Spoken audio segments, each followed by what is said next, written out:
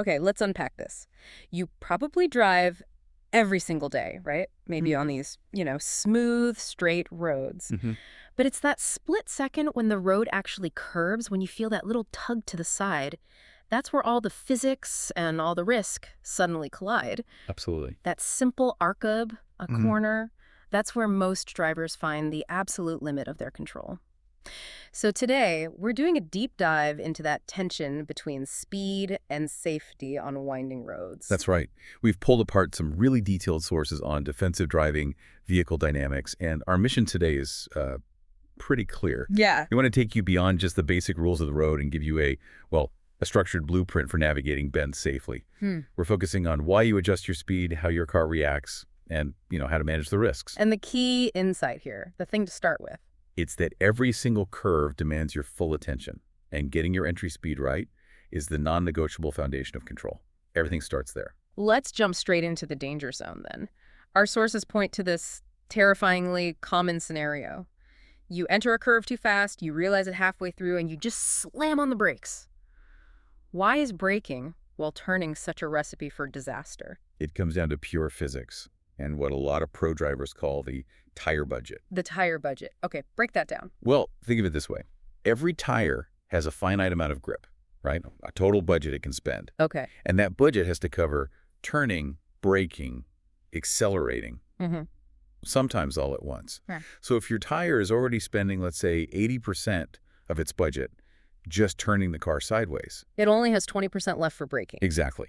And when you demand heavy braking on top of heavy turning, you instantly exceed that 100% limit. The tire just gives up. It starts to slide. And speed doesn't just affect the grip, it also affects where you are on the road, right? 100%. When you're carrying too much speed, the G-forces are literally pushing you to the outside edge of the curve. Which is where all the junk is. That's where all the junk is. Loose grit, gravel, oil runoff. The road surface there is almost always worse. So you hit that stuff, and you get this sudden, totally unexpected loss of grip. And that lack of positioning control, I mean, that brings in huge collision risks, doesn't it? Precisely. If you're in an inside lane, that speed pushes you out, maybe across the center line, right into oncoming traffic. And the other way around is just as bad. Just as bad. If you're in the outside lane and you try to cut the corner to make it easier, you risk hitting someone coming the other way who's doing the exact same thing. Okay, here's a big trap, especially on roads you don't know. The curve that looks gentle at first, but then it just gets tighter and tighter as you go. The ever-tightening radius. It's a classic hazard. You go in too fast thinking it's easy, and suddenly the forces are escalating and you have no braking budget left to deal with it. It's why you have to be so careful. Now, while we're talking about slowing down, our sources also warn about the opposite problem, driving too slowly. Right. It's a delicate balance. If you're crawling a long way into the speed limit for no good reason, you become a hazard yourself. You could easily get rear-ended by a much faster vehicle coming up behind you. So it's about being defensive but also predictable. Exactly. It's about maintaining the flow of traffic safely. Let's quickly detail the other common driver errors. It's not just about speed, is it? No, not at all. Aside from entering too fast and braking mid-curve, the other big mistakes are all about your steering inputs. Things like oversteering, yanking the wheel too sharply, or understeering, not turning it enough. And the quality of the movement matters too. Oh, absolutely. Jerky, panicked movements just destroy stability. Yeah. It has to be smooth. And then there are the awareness errors, not looking far enough ahead through the curve, or worse, just completely ignoring the posted advisory speed signs. Those signs are there for a reason. They're calculated based on the physics of that specific curve. They are your best friend. Okay, so we've covered the mistakes. But to really fix them, you have to understand the physics that are trying to push your car off the road in the first place. This is where it gets really interesting. It all boils down to the relationship between your speed and a force called centripetal force. That's the invisible inward force needed to keep your car following that arc. And what the driver feels is that push outward, which people often call centrifugal force, but it's really just inertia, right? That's right. The faster you go, the more that required inward force increases. And it does so exponentially. Exponentially, that's the key word. It is. Think about swinging a bucket of water on a rope. Swing it slowly, not much tension on the rope. Wow. But if you double the speed, the tension, the centripetal force required, doesn't just double. It quadruples. Wow. Oh. That massive increase is what your tires have to manage. If the force they need to generate is more than the grip they have, the car starts to travel in a straight line, and a straight line is not the direction of a curve. This has to be connected to what engineers call slip angle. That's a concept I really want to make sure you, the listener, understand. This is a core technical insight. A slip angle is the tiny angle between the direction the wheel is pointed and the direction the car is actually traveling. Every tire needs a little bit of slip to generate grip. That's how the rubber works. So a little bit is good. A little bit is essential. Yeah. But as your speed increases in a corner, that slip angle grows. And if it gets too big? The moment it gets too large, the tire is sliding sideways more than it's rolling forward. You've lost effective traction. You're skidding. So a safe speed is simply the speed that keeps your tires in that optimal small slip angle range. Which is why rain or gravel is so dangerous. It just massively reduces the slip angle you can achieve before you lose it all. Instantly. So it's clear the driver has to be constantly calculating this stuff. What are the key factors we need to be thinking about? There are 4 primary things. First, the curve characteristics.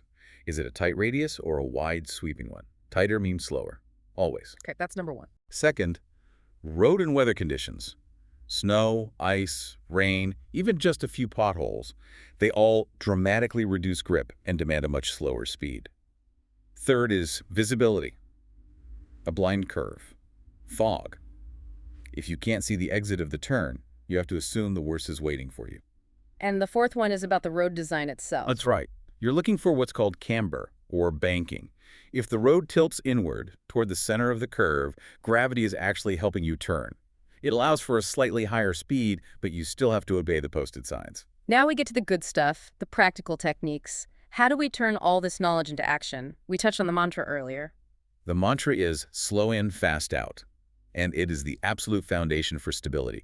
You do all your heavy braking before you enter the curve while you're still going straight. Why is that so important? Because it means that when you start to turn the wheel, you have 100% of your traction budget available just for cornering. Okay, so we've scrubbed our speed, we're entering smoothly. Now what? Let's talk about vision. You have to look where you want to go. Look ahead, through the curve, find the apex. That's the tightest point on the inside.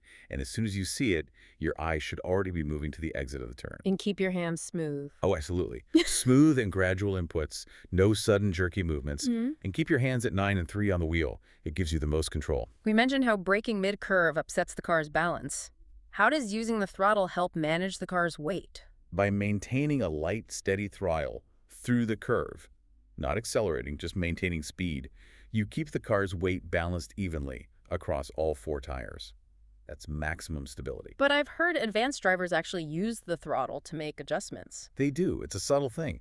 You feel the front of the car start to slide wide. That's understeer.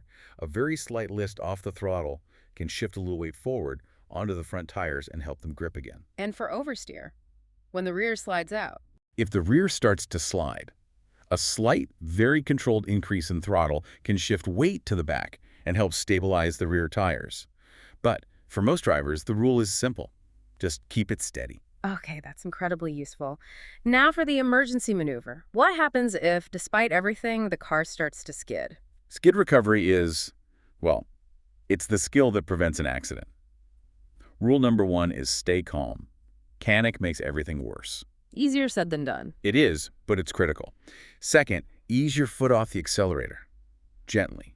Do not slam on the brakes. That's the worst possible thing you can do. And the steering. This is the one everyone forgets in the moment. Steer in the direction of the skid. If the back of your car slides to the left, you gently steer to the left. You're trying to point the front tires where you want the car to go. It's called counter steering. Does it matter what kind of car you're driving? Front-wheel drive versus rear-wheel? Oh, it makes a huge difference. In a classic rear-wheel drive car that's oversteering, you lift off the gas completely and counter steer. But in a front-wheel drive car that's understeering, where the front is sliding, sometimes a gentle controlled bit of throttle can help pull the front wheels back into line. That is a life-saving detail for so many drivers. What about all-wheel drive? With all-wheel drive, the car's computer is usually doing a lot of the work, shifting power around. So your best bet is to ease off the throttle, make your smooth steering corrections, and let the electronics help you out. So we've covered technique. Now let's talk about the vehicle itself. The type of car you drive completely changes the rules, and it all comes back to its center of gravity, or CG. The vehicle type is a massive factor, all because of the CG. Think about it like this. A heavy suitcase on the floor is really hard to tip over. That's a low CG vehicle, a sedan, a sports car. Okay. Now, if you lift that same suitcase and balance it on your head, the slightest push will make you unstable. That's a high CG vehicle. So we're talking about SUVs, trucks, buses. They have a much smaller margin for error before those G-forces cause them to roll. A significantly smaller margin. They are far more prone to body roll, which unweights the tires and dramatically increases the risk of tipping over in a sharp turn. They have to go much, much slower than a sedan. Can you mention EVs, electric vehicles, often have a low CG because of the battery placement? They do, which is great for stability. But EV drivers have a different challenge. That instant torque. If you accelerate too hard coming out of a curve, that blast of power can easily overwhelm the tires and cause a sudden slide. It requires a very gentle touch. Let's talk about the great equalizer. Poor visibility. Why is that the one factor that forces everyone to be cautious no matter what they're driving? Because limited sight distance, from a blind curve, from fog, from driving at night, it just kills your reaction time. You have no time to spot a hazard, whether it's the curve getting tighter, a stalled car, or an animal on the road. And that leads to the non-negotiable rule for night driving. Avoid outdriving your headlights. This is critical. It means you must drive slowly enough that your total stopping distance is shorter than the distance your headlights illuminate. So if a hazard appears at the edge of your beams, you have enough space to stop before you hit it. Exactly. If you're going too fast, you're functionally driving blind into a dark space.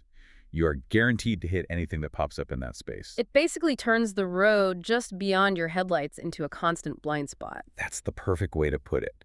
And add in the glare from oncoming headlights, which reduces your visibility even more, and you realize you have to slow down at night just to stay in control. This has been a really, really insightful deep dive. To summarize the core actions for everyone listening, reduce your speed before the curve to maximize your traction budget. Use smooth, gradual steering. Know your own vehicle's limits. And above all else, always, always prioritize your visibility. And remember that one final thought about proactive defense. Even if a curve looks gentle, if you can't see all the way around it, if your sightline is limited, you have to slow down. You have to assume the worst. You have to assume it gets tighter, or that there's an obstacle there. The real skill in navigating curves isn't knowing how fast you can go. It's having the discipline to slow down when you don't have all the information. That caution is the margin between control and crisis. Please like, subscribe, and get notified.